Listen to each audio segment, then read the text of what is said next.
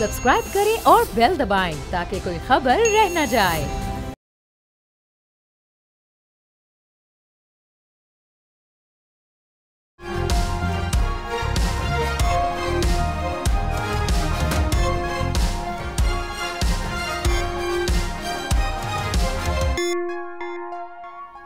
नाज़रीन अस्सलाम वालेकुम। तब्दीली विद डॉक्टर दानिश के साथ हाजिर हैं।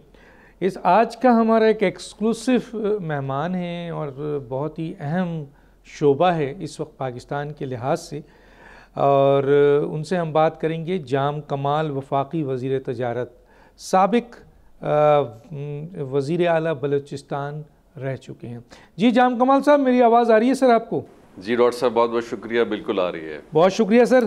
सर मैं पहला क्वेश्चन आपसे ये करना चाहूँगा कि सफ़ारत खाना जो दुनिया भर में होता है, दुनिया भर के सफ़ारत खाने को हम देखते हैं कि वो इकनॉमिक डिप्लोमेसी में बहुत काम करता है।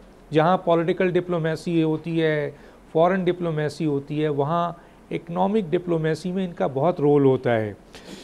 अब सवाल ये है कि बैरून मुल्क पाकिस्तान मिशंस में तैनात तजारत व सरमायाकारी अफसरों के एहतसाब के लिए और उनके इंसेंटिव के लिए, दोनों चीज़ कि अच्छे, जैसे वज़ीर आज़म ने साहब ने भी कहा कि जो अच्छे हैं उनको इंसेंटिव दिया जाए, जो ख़राब हैं किसी जगह पे भी उनको तब्दील किया जाए, हटाया जाए।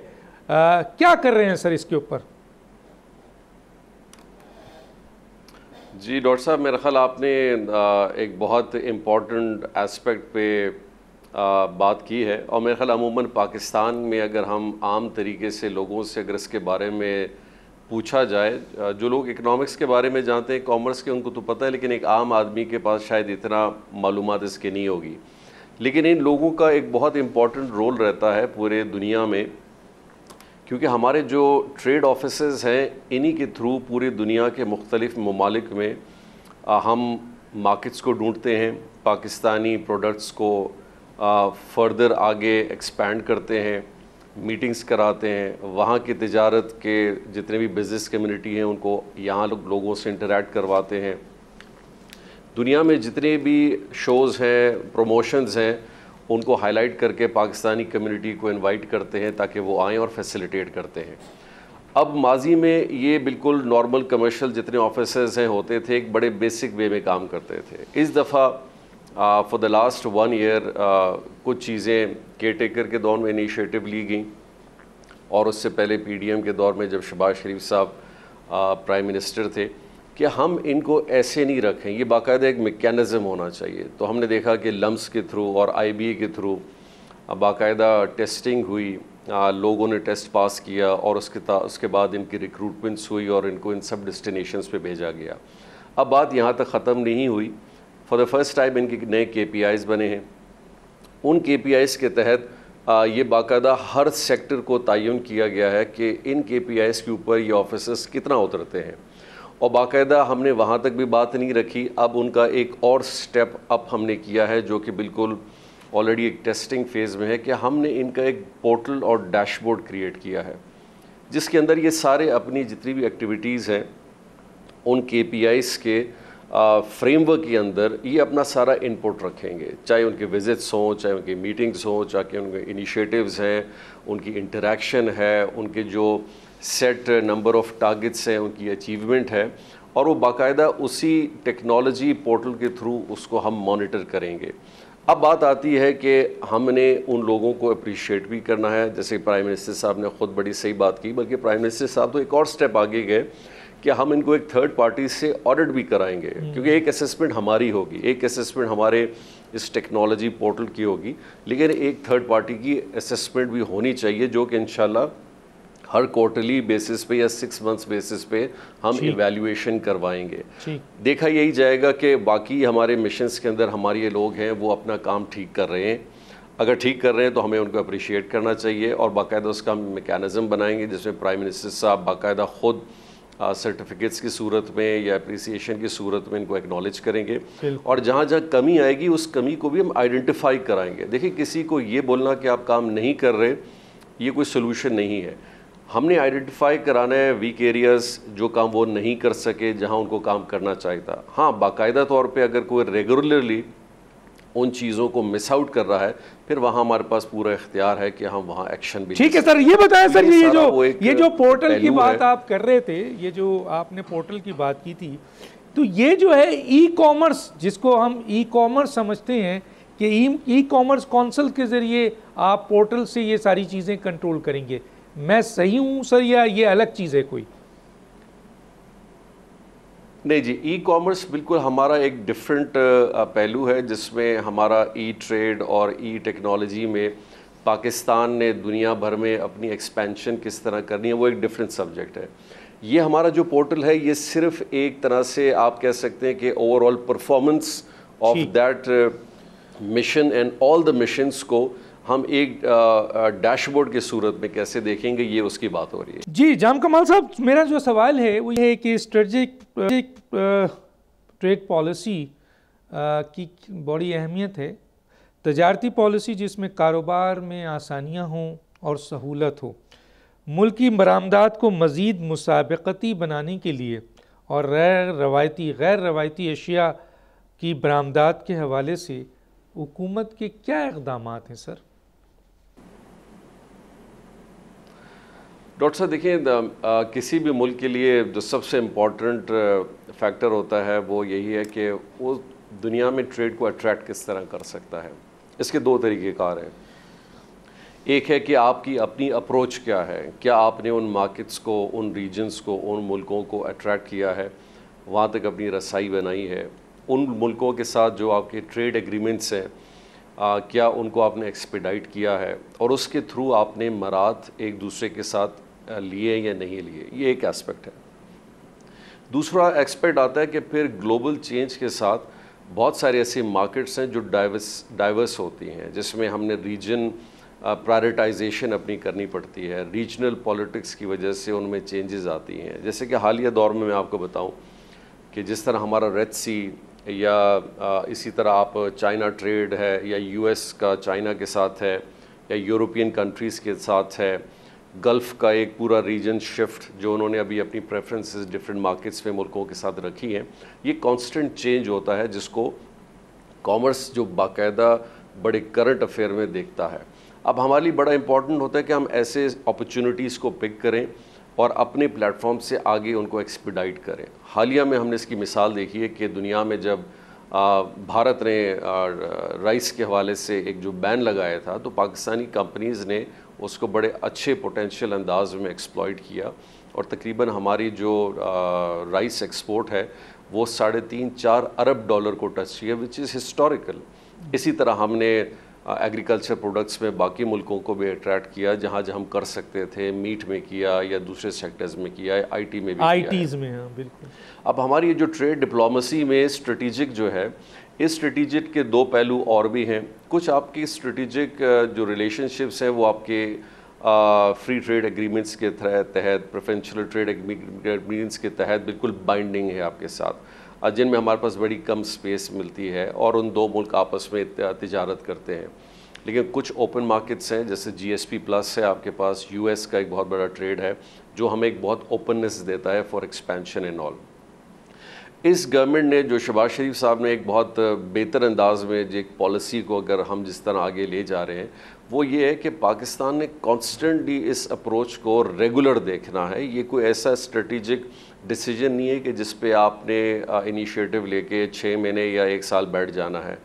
कॉन्स्टेंट अफेयर्स में हमने चीज़ों को देखना है। इस स्ट्रेटिजिक ट्रेड पॉलिसी को मद्देनज़र रखते हुए ये प्रोग्रेसिव हो, अप टू डेट होनी चाहिए, और इस अंदाज में कि रीजनल जो चेंजेस हैं, रीजनल जो रिलेशनशिप्स डाइवर्सिफाई हो रही हैं, उन पे हमारी कितनी नज़रसानी है जिसको हम वॉच कर रहे हैं, और फिर उन मार्केट्स को और उन प्रोडक्ट्स को और उन रीजन्स को हम एक्टिवली परसू करें और वहाँ तक अपनी रसाई को बनाएं और उनको पाकिस्तान तक ला सकें। सर, पाकिस्तान की तरक्की के लिए एक्सपोर्ट बहुत ही इम्पॉर्टेंट है। जाहिर है ट्रेड डेफिसिट जितना कम होगा, इंपोर्ट कम होगी, एक्सपोर्ट बढ़ेगा, वो पाकिस्तान की मईशत को बहुत सहारा देगा।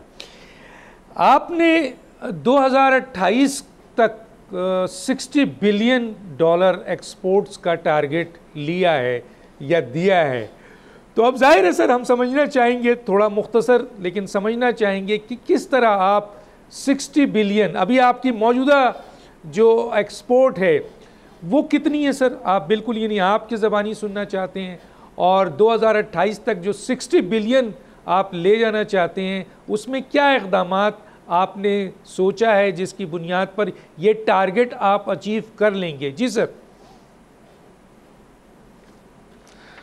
डॉक्टर साहब देखें, यकीनी तौर पे आपने अगर एक बेंचमार्क हमने जो बनाया है और उस बेंचमार्क को अचीव करने का एक तरीक़ेकार और एक रास्ता भी हमने बनाया है, और उसको फर्दर वक्त के साथ साथ हम और बेहतर भी कर रहे हैं, उसकी जो स्ट्रीमलाइनिंग भी कर रहे हैं। एक बात तो ये कि पाकिस्तान की मौजूदा सूरत हाल, इस गवर्नमेंट को इन 4-5 महीनों में जो सबसे बड़ा चैलेंज था वो इकनॉमिक चैलेंज था। लेकिन इकनॉमिक चैलेंज के साथ साथ फिर हम ये देखते हैं कि पाकिस्तान के अंदर cost of manufacturing, cost of doing work and ease of doing work also, ये बड़ी मुश्किलात, इनमें बड़ी मुश्किलात है।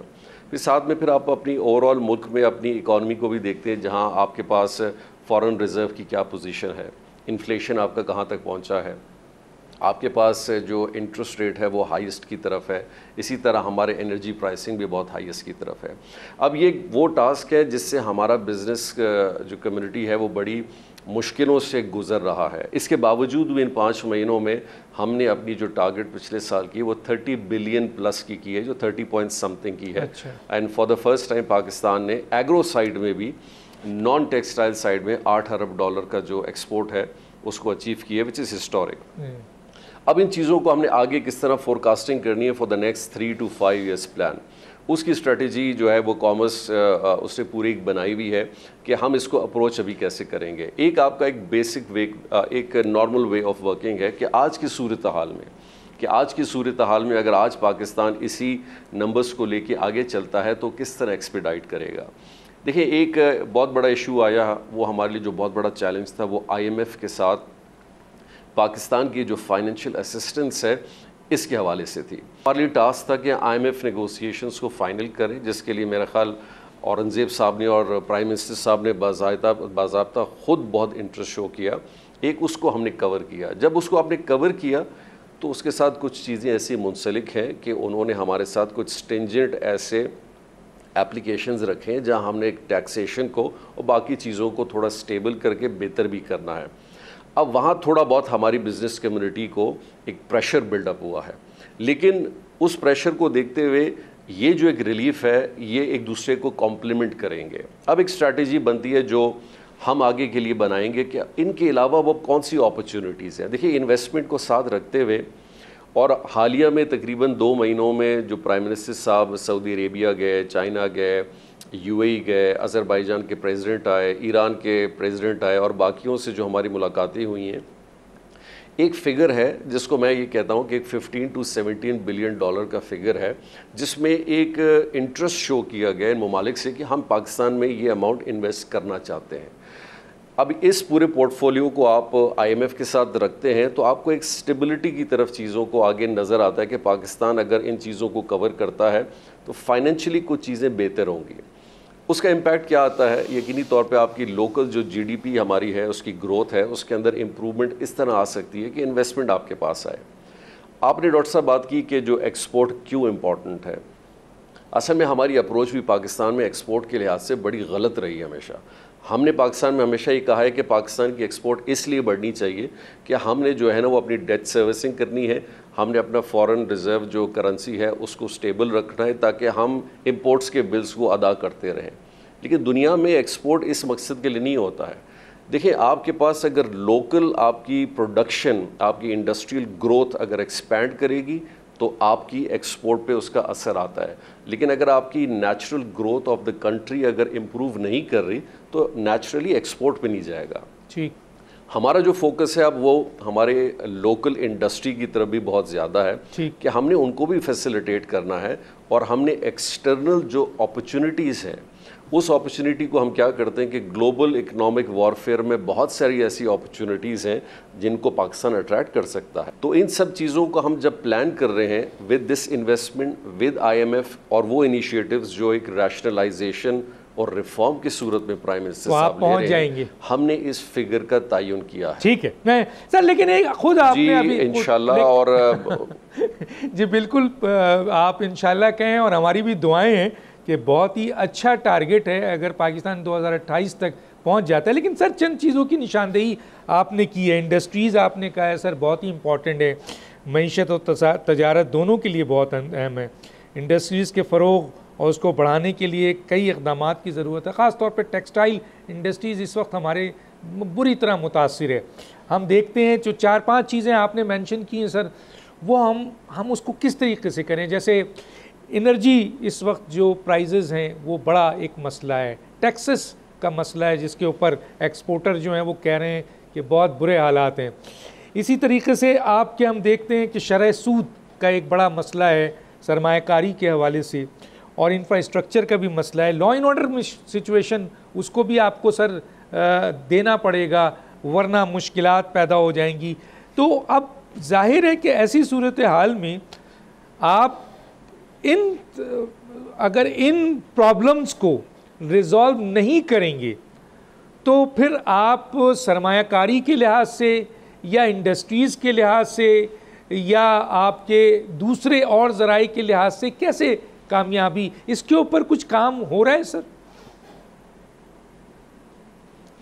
डॉक्टर साहब आपने तो वही बात की है जिसकी तरफ मेरी निशानदेही भी है, और ये शायद कौम को भी हम आपके नज़र इस कैमरे के लेंस से भी बताना भी चाहते हैं और समझाना भी चाहते हैं कि किसी भी मुल्क में अगर आपके पास law and order situation, economic stability, political stability, consistency of policy अगर नहीं रहती है तो ट्रस्ट फैक्टर इन्वेस्टर का, चाहे लोकल हो बाहर का, वो कभी डेवलप नहीं हो सकता।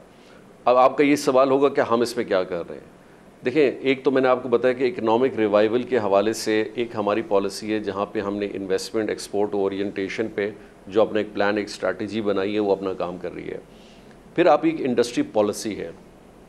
पाकिस्तान के अंदर बदकिस्मती है कि कोई ऐसी इंडस्ट्रियल पॉलिसी अपडेट नहीं हुई जो आज के दौर में लोगों को अट्रैक्ट कर सके। प्राइम मिनिस्टर साहब ने उसके ऊपर अपनी डायरेक्शंस दी हुई हैं, उस पे काम हो रहा है कि हम एक प्रोग्रेसिव पॉलिसी के साथ अभी जब आएंगे, जो इंडस्ट्रियल पॉलिसी होगी, जो इकोनॉमिक पॉलिसी होगी, जिसके तहत फिर आपकी एक्सपोर्ट ओरिएंटेशन हो या पाकिस्तान के अंदर इन्वेस्टमेंट हो, वो उसके अंदर कवर होगा। सेकंड चीज़ इसके ऊपर आपने की है यूटिलिटी बिल्स बेसिकली, यानी कि जब हम कॉस्ट ऑफ मैन्युफैक्चरिंग की बात करते हैं, यूटिलिटी बिल्स हैं, गैस है, बिजली है, आपके बाकी दूसरी टैक्सेस हैं। अब यकीनी तौर पे हमारे मुल्क के अंदर capacity of usages of power एक बहुत बड़ा इशू आ गया है, जिसके ऊपर हम कैपेसिटी चार्जेस बहुत सारे कंपनीज़ को दे रहे हैं और बिजली भी कंज्यूम नहीं कर पा रहे। अब यकीनी तौर पे अगर आपकी मैन्युफैक्चरिंग अपनी उस कैपेसिटी में है तो वो बिजली यूज़ नहीं कर रही। हमने लोकल जो हमारी टेक्सटाइल की इंडस्ट्री है, जिसके अंदर कैपेसिटी भी है, उसके अंदर मार्जिन ऑफ एक्सपोर्ट को बढ़ाने का भी है, लेकिन साथ साथ challenge of few taxations and other things भी है। लेकिन उस पर एक बेहतरी हमने देखी कि विद पैसेज ऑफ टाइम थोड़ा बहुत मिनिस्ट्री ऑफ एनर्जी ने बड़ा काम किया है, लेकिन साथ साथ मिनिस्ट्री ऑफ एनर्जी एक और भी काम कर रही है जहाँ पे हम इन सारे पावर सेक्टर्स के जो टैरिफ्स हैं उनको बड़ा क्लोजली देख रहे हैं और उसमें कहाँ किस हद तक हम कमी ला सकते हैं। देखिए, जितना भी आपका कॉस्ट ऑफ एनर्जी होगा उसके अंदर कंपोनेंट्स ऑफ इनएफिशिएंसीज भी हैं, ट्रांसमिशन लॉसेस भी हैं, डिस्कोस की इनएफिशिएंसीज हैं, गवर्नेंस का भी बहुत बड़ा मसला है सर। और एक और बहुत इंपॉर्टेंट चीज़ है कि ये कौन सा मुआहदा है सर कि जितनी बिजली आईपीपीज पैदा करेंगे, हमारी ज़रूरत हो ना हो उतनी हम ख़रीदेंगे, तो ये तो बहुत बड़ा नुकसान है सर। जी डॉक्टर साहब, देखिए हम जब हमारे मुल्क में मैंने देखे बड़े different phases of needs develop होते हैं। कभी हम इन्वेस्टमेंट की बात करते हैं, फिर कभी हम इन्वेस्टमेंट के बाद एक्सपोर्ट की भी बात करते हैं, फिर हम कभी लोकल ग्रोथ की बात करते हैं। हमें एक इकोनॉमिक होलिस्टिक अप्रोच अपनानी है कि हम हर पहलू को देखते हुए फिर उस मुल्क के मफाद में फ़ैसले करें। एक ज़माना था पाकिस्तान में इन्वेस्टमेंट बिजली के बड़ा बहरान था कि हम कहते थे कि जी बिजली का बहरान है, पावर प्लांट्स नहीं है, लेकिन पाकिस्तान में कोई आने के लिए तैयार नहीं होता। तो यकीनी तौर पे जब आप बाहर के कंपनीज़ के साथ बात करते हैं, वो अपना इंटरेस्ट देखते हैं, अपनी सिक्योरिटी देखते हैं, और वो कहते हैं कि ठीक है जी हम 8-10 अरब डॉलर आपके पास लगाते हैं, लेकिन एक दिन आप बोल दें कि जी हमें बिजली नहीं चाहिए, तो हमारी इन्वेस्टमेंट तो गई, क्योंकि लोकल इन्वेस्टमेंट भी नहीं हो रही है। बट हमारे पास अब एक स्पेस है जहाँ हम इन चीज़ों को फिर से देखें, जिस पे मैं ज़्यादा कमेंट इसलिए नहीं करूँगा कि ministry of energy and finance इस पे बहुत स्टडी के साथ काम कर रही है और वो इस पे एक अच्छा फार्मूला इंशाल्लाह आने वाले 1-2 महीनों में लाएंगे जो हमें एक बहुत बड़ा रिलीफ दे सके। जाम साहब यहाँ रोकूंगा, नाज़रीन एक छोटा सा ब्रेक, फिर वापस आते हैं।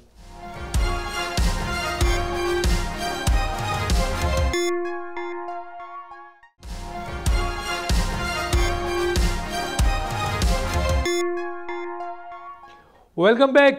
अच्छा सर, एक सवाल जो आप ही से निकालता हूँ, बहुत ही इंपॉर्टेंट है, उसके बाद मैं आगे फ्री ट्रेड एग्रीमेंट की तरफ जाऊँगा कि पॉलिटिकल अनस्टेबिलिटी, जाहिर है उसका ताल्लुक बराह रास्त मौशी बहरान से होता है और गवर्नमेंट जितनी मजबूत होगी उतनी आपके उसके इक़दामात और उसकी पॉलिसीज़ और उनकी तमाम चीज़ें जो है वो उस पर एतमाद आएगा फॉरेन इन्वेस्टर को भी। लेकिन जब इस किस्म की ख़बर जैसे फिच ने ख़बर दी है पाकिस्तान गवर्नमेंट के हवाले से कि 18 महीने, तो जहाँ कंसिस्टेंसी नहीं होगी वहाँ स्टेबिलिटी कैसे आएगी सर? तो ये ज़रा सा इसके ऊपर थोड़ा सा कमेंट्स दीजिएगा फिच रिपोर्ट पे, मैं फिर आगे जाऊँ। जी है तो वैसे तिजारती तज्जिया नहीं है लेकिन सियासी तज्जिया है और एक एक्सपीरियंस है, पाकिस्तान में सियासी उमूर पे टाइम भी गुजारा है। देखिए एक चीज़ डॉक्टर साहब बड़ी ज़रूरी है, दुनिया में कहीं पे भी पॉलिटिकल एम्बिशंस को हासिल करने के लिए जद्दोजहद ख़त्म नहीं होगी।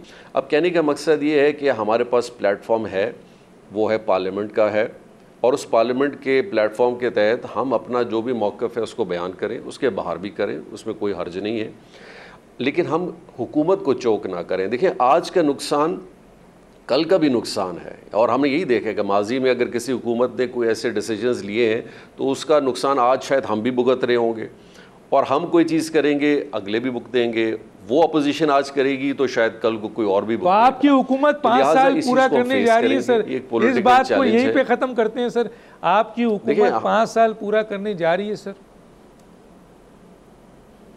देखिए हुकूमत इंशाल्लाह 5 साल मिलेंगे और 5 साल होंगे, उसकी तैयारी भी है और हम अपनी उसी तैयारी के साथ काम कर रहे हैं, इसी विजन के साथ कि हम इंशाल्लाह अपना ये पूरा टेन्योर काम करेंगे। फ्री ट्रेड एग्रीमेंट सर, ये 2023 में हुआ सर जीसीसी से, वो कैसा, आप क्या समझते हैं सर इस मुआहदे को पाकिस्तान के लिए कितना अहमियत रखता है?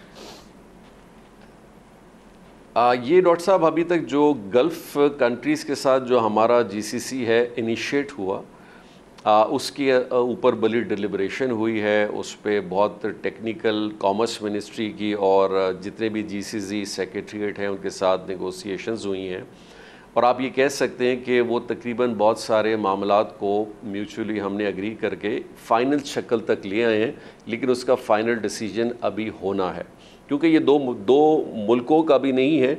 जीसीसी ने अपनी सारे गल्फ़ कंट्रीज़ का एक बॉडी बनाई है और पाकिस्तान उनके साथ ये नेगोशिएट कर रहा है और इंशाल्लाह जैसे होगा, लेकिन उसमें हमारे लिए जो मैं हमेशा समझता हूँ और हमारी पूरी टीम और प्राइम मिनिस्टर साहब का बड़ा फोकस है कि हम उन चीज़ों पे डिसीजंस लें जिससे हमारी लोकल इंडस्ट्री मुतासिर ना हो और इसीलिए इन चीज़ों पे फिर थोड़ा टाइम लगता है। लेकिन इन सब चीज़ों को मद्देनज़र रखते हुए हमारा जो फ्री ट्रेड एग्रीमेंट जीसीसी के साथ एक तकरीबन आप समझ सकते हैं फाइनल स्टेजेस पे है, तो और ये जितने राउंड ऑफ टॉक्स हुए हैं टेक्निकल लेवल पे, इनको हम बार बार एड्रेस कर रहे हैं और कोशिश करेंगे कि मैक्सिमाइज़ हम ये करें कि जहाँ हमारा इन्वेस्टर या हमारा इंडस्ट्री इफ़ेक्ट ज़्यादा ना हो और इसी तरह वो अपनी सिक्योरिटी और अपनी इकनॉमिक सिक्योरिटी और ट्रेड सिक्योरिटी को भी देखें। अच्छा सर, और इंशाल्लाह ये फाइनलाइजेशन की तरफ आएगा। चीन ताजिस्तान और अफ़गान तजारती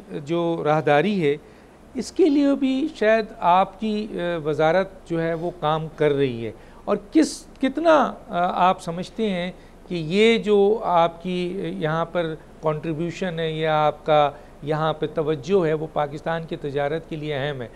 सर थोड़ा थोड़ा मुख्तसर हम चलेंगे क्योंकि कई इशूज़ को हमने कवर करना है आगे। पाकिस्तान के लिए देखें, किसी भी मुल्क के लिए डॉक्टर साहब उसकी रीजनल कनेक्टिविटी, उसके अपने रीजन के अंदर अपॉर्चुनिटीज़ को एक्सप्लॉइट करके और अपने ही ट्रेड के लिए बेनिफिट लाना बहुत ज़रूरी है। चीन के साथ हमारा FTA एग्जिस्ट करता है, आप जाहिर बात है चाइना के साथ अगर आपका FTA जो पहले हो चुका है उसके हमने कुछ चीज़ों में फ़ायदे भी देखे हैं, लेकिन कुछ चीज़ों में कंपटीशन और नुकसान भी देखा है, जहां उनका ट्रेड हमारे साथ एक्सपोर्ट ज़्यादा है और हमारा कम है, लेकिन इस साल उसमें भी हमने इंक्रीज़ देखा है, पिछले साल के मुकाबले में $1 बिलियन बढ़ा है। साथ साथ आपने जो हमें सेंट्रल एशियन कंट्रीज़ तक एक्सेस है, उसकी हमारे तक पहुंच है, वो एक बहुत बड़ा अपॉर्चुनिटी भी है, जिसमें हालिया में हमने बड़े अरसे बाद प्रेफरेंशियल ट्रेड एग्रीमेंट अपना जो है अज़रबैजान के साथ 2 साल के बाद अभी साइन किया है 9 लाइन्स के ऊपर, जिसमें हम एक दूसरे के साथ न सिर्फ ट्रेड करेंगे बल्कि ट्रांजिट ट्रेड एग्रीमेंट भी हमने अज़रबैजान के साथ अपना अभी हालिया में प्रेसिडेंट आए थे साइन किया। दो अरब का आपका टारगेट है सर, 2 अरब का 100 मिलियन से 2 अरब हो गया शायद अज़रबैजान के साथ। देखिए अज़रबैजान के साथ ये है कि उनकी गवर्नमेंट ने एक इंटरेस्ट शो किया है कि वो पाकिस्तान के अंदर $2 अरब की सरमायाकारी करेंगे। रीजनल ट्रेड के हवाले से मुझे 2 बातें आपसे ज़रा 2-3 बातें हैं सर। एक तो सबसे इम्पॉर्टेंट ये है कि कहा जाता है कि भारत के साथ पाकिस्तान का जो ट्रेड है वो दोनों मुल्कों के लिए फ़ायदेमंद है, इसके ऊपर कुछ काम हो रहा है सर? जी हालिया में तो इस सब्जेक्ट पे आपको पता है कि काम नहीं हो रहा, और उसकी मेरा ख्याल बहुत बेहतर सब समझते हैं कि जो बहुत बड़ी सियासी और कुछ हमारे स्टेट लेवल के डिसीजंस हैं, पॉलिसीज़ हैं, चीज़ें हैं, जिसमें पाकिस्तान ने हमेशा अपने एक स्टांस रखा है कि कुछ चीज़ों की वजह से और कुछ चीज़ों के कश्मीर का इशू जो सबसे इम्पॉर्टेंट अपमोस्ट है, तो हम इन चीज़ों को जब तक एड्रेस नहीं करेंगे हम अपने ताल्लुकात किस तरह बेहतर कर सकते हैं। बिल्कुल सही कहा, कश्मीर इशू जब तक रिजॉल्व नहीं होता है इस तरफ तवज्जो नहीं दी जा सकती। अच्छा सर, एक इम्पॉर्टेंट है, अफगान ट्रांजिट जो है वो ट्रेड पाकिस्तान की मईशत की ख़राबी की एक बड़ी वजह है सर। स्मगलिंग है, बहुत सारे और फैक्टर्स हैं।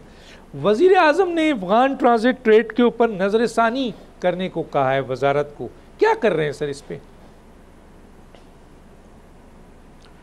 अफ़गानिस्तान के साथ पाकिस्तान के ट्रेड आपको पता है, अफगान ट्रांजिट ट्रेड है, फिर अफ़गानिस्तान के थ्रू सेंट्रल एशिया का ट्रेड है, बाकी चीज़ें हैं, लेकिन इसको मिसयूज़ भी बहुत किया गया। बहुत सारी चीज़ें अफगान ट्रेड के नाम से आई, अफ़गानिस्तान के लिए गई, लेकिन पाकिस्तान में उनकी कंजम्पशन हुई, और हमने देखा एक स्टेज पे तो ये जो ट्रांजिट ट्रेड है वो $6 अरब तक चला गया था। केयरटेकर गवर्नमेंट ने एक बड़ा अच्छा स्टेप लिया, थोड़ा सा इन चीज़ों को कर्ब किया, और हमने देखा सडनली हमने इसके अंदर एक डाउनफॉल देखा। तो पता चला कि बहुत सारे ऐसे प्रोडक्ट्स हैं जो पाकिस्तान में इस्तेमाल होते हैं, अफ़गानिस्तान में नहीं होते, लेकिन FBR या कस्टम्स की वजह से उनमें बड़े प्रॉब्लम्स या बॉर्डर कंट्रोल में आए, तो वो उधर जाने के बजाय इधर ही इस्तेमाल हो रहे थे, जो हमारी इंडस्ट्री को हर्ट कर रहे थे। तो उस पर पहला थोड़ी सख्ती हुई, जिससे चीज़ों को थोड़ा सा बेहतर किया गया।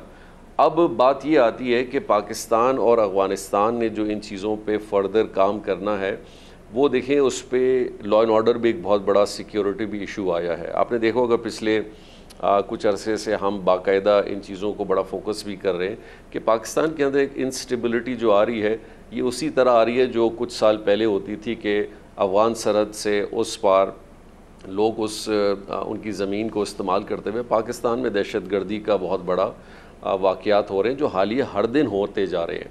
तो हमें उस चीज़ को एड्रेस करने के लिए जब हम अपनी बॉर्डर्स को स्ट्रिक्ट करते हैं, क्योंकि ये वो उस टाइप के बॉर्डर्स नहीं हैं जो आप मैक्सिको समझ लें, यूरोप समझ लें, जो हाईली सोफिस्टिकेटेड हो।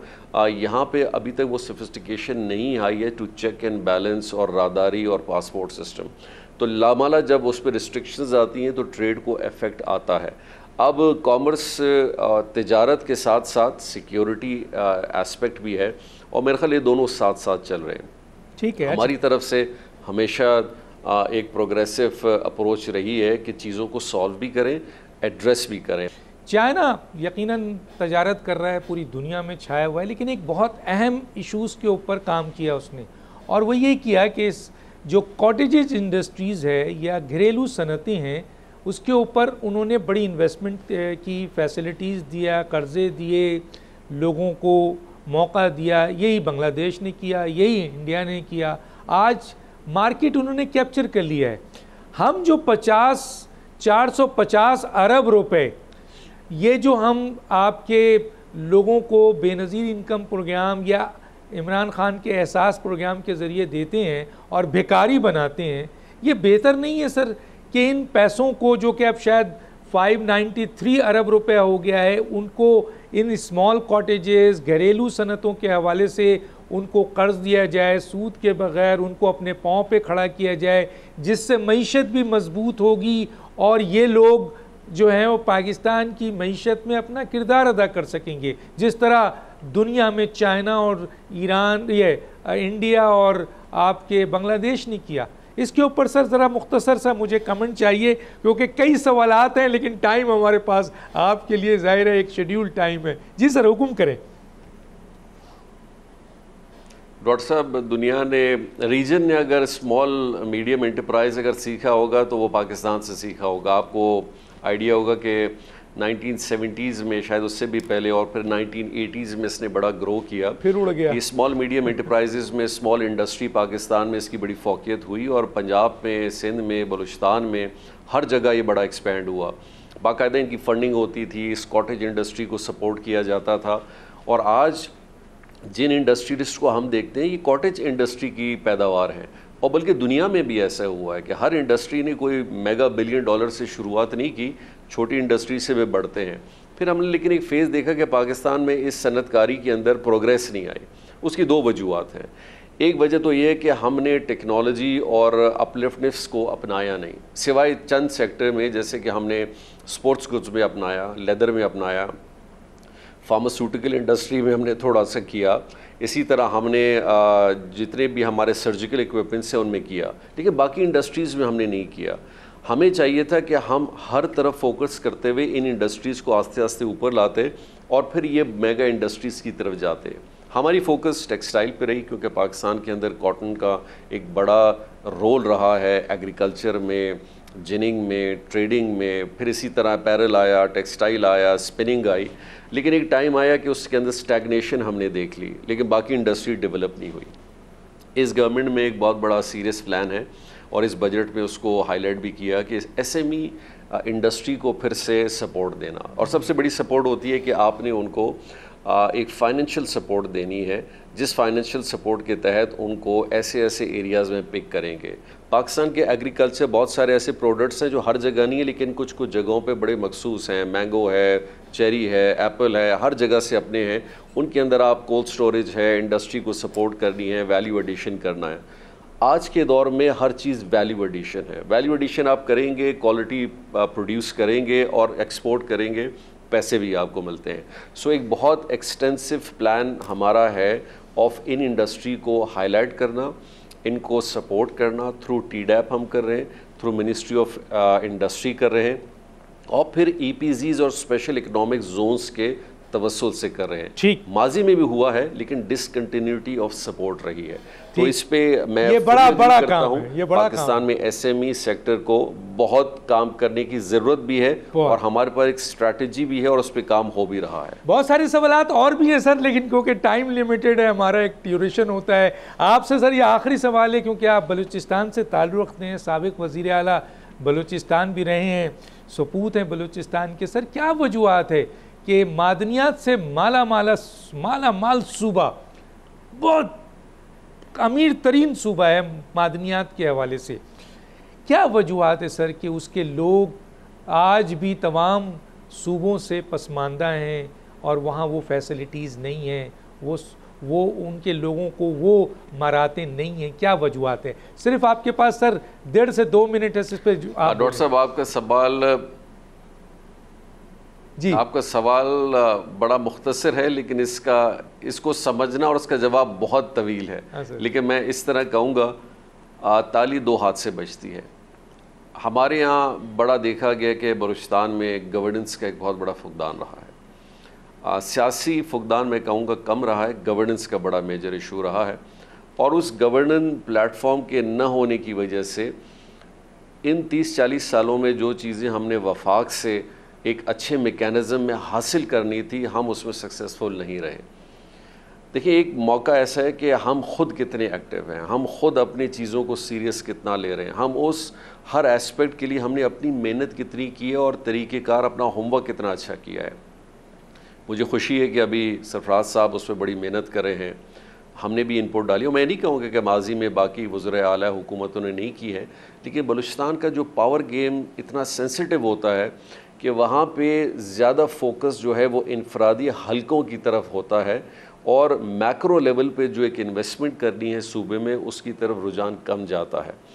और जब तक इन चीज़ों को हम एड्रेस नहीं करेंगे तो हम अपने इश्यूज़ भी एड्रेस नहीं कर पाते, और हमें जो वफाक ने मदद करनी है वो भी हम हासिल नहीं कर पाते। यस, अल्हम्दुलिल्लाह मेरे ख्याल अब एक हमने देखा है कि अब एक कम से कम ये जहन तो बन गया है बलूचिस्तान के हवाले से कि बलूचिस्तान में जब तक अच्छी गवर्नेंस नहीं होगी तो उसके सियासी मामलात भी इसी तरह उलझे रहेंगे, और वहाँ इनफरादी तौर पे जो एक पसमानदगी है वो शायद और ख़राब होती जाएगी। हम इस चीज़ की कंटिन्यूटी रखें, गवर्नेंस को इम्प्रूव करते रहें, अकाउंटेबिलिटी ट्रांसपेरेंसी को इन प्लेस लाएं, और उन प्रोजेक्ट्स पे काम करें जो आवाम को मैक्रो लेवल पे भी फ़ायदा दें और इंडिविजुअल या इनफरादी तौर पे दोनों तरफ से दें। मरकज़ तो और तब जाके बलूचिस्तान के मसाइल, फिर इन मादनियात को डेवलप करना है, कोस्ट को डेवलप करना है, बलूचिस्तान के एग्रीकल्चर पोटेंशियल को डेवलप करना है, ये वो सारी चीज़ें जिन पे बहुत काम हो सकता है। इसका मतलब है कि मरकज़ और सूबे दोनों मिलकर काम करना होगा। और इस सिलसिले में, क्योंकि मेरे पास वक्त नहीं है, बहुत सारे सवाल थे। स्पेशल इन्वेस्टमेंट फैसिलिटेशन काउंसिल जो है एक इदारा, वो बहुत अहम किरदार अदा कर रहा है। किसी स्टेज पर आपसे इंशाल्लाह इंटरव्यू करें, और चीज़ों के ऊपर तो इंशाल्लाह एक और इंटरव्यू हम आपसे ज़रूर जल्दी करेंगे, ताकि कुछ और सेक्टर जहां बात रह गई है उन चीज़ों को हम ज़रूर आपसे चाहेंगे कि आप बताएं। काफ़ी तफसील से आपने हमारी इन सवालात का जवाब दिया है। उम्मीद है कि आज कॉमर्स के हवाले से बहुत सारे लोगों में जो सवालात थे उसके जवाबात मिल गए। जाम कमाल साहब, आपका बहुत शुक्रिया। डॉक्टर दानिश को इजाज़त दीजिए। अल्लाह हाफिज़।